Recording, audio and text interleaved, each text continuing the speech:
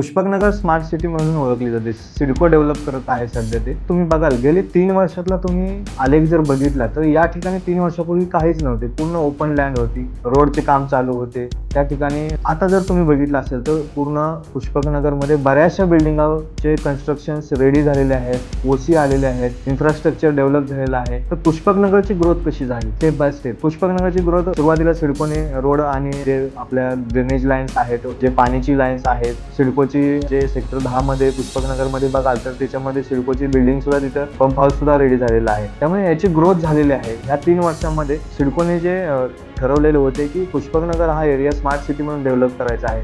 तर त्या ठिकाणी त्याच्यामध्ये दुसरा इम्पॉर्टंट पार्ट हा पण झालेला आहे की जो आपला 3 स्टार हॉटेल आहे सेक्टर 5 मध्ये, तर त्याचं टेंडर सुद्धा सिडकोने काढलेले आहे. त्यामुळे हे पुष्पकनगर एरिया डेव्हलप होता आपण 3 वर्षांमध्ये भरपूर सारी डेव्हलपमेंट बघितलेली आहे. त्यामुळे याच्यामध्ये सुरुवातीला दुसरं फायनान्शियल म्हणाल तर तुम्ही सुरुवातीला बघा पुष्पकनगर ज्यावेळेस डेव्हलप होतं त्यावेळेस जमिनीची कॉस्ट बघाल तर 40 ते 50 लाख रुपये 100 मीटर्स होती. आता जर तुम्ही बघाल तर जवळजवळ 1 करोडच्या आसपास 100 मीटर एवढी कॉस्ट गेलेली आहे. म्हणजे 3 वर्षातला एवढा डिफरन्स पुष्पकनगरची ग्रोथ. आणि पुष्पकनगर डेव्हलप होत असताना जी गव्हर्नमेंटने एरोसिटी अनाऊन्स केली आहे ती पुष्पकनगरच्या बाजूलाच आहे. त्यामुळे ऑब्व्हियसली पुष्पकनगरचं ॲप्रिशिएशन वाढलेलंच आहे. शिवाय या एरोसिटी आणि एज्युसिटीमुळे पुष्पकनगरमध्ये इन्व्हेस्टमेंट करण्यासाठी बरेचसे मुंबई असो ऑल ओव्हर इंडियामधून जे इन्व्हेस्टमेंट करण्यासाठी लोक येत आहेत आणि ते बेनिफिट घेण्यासाठी नवी मुंबई एअरपोर्ट सुद्धा चालू झालेलं आहे पुष्पकनगरचं काम चालू असताना.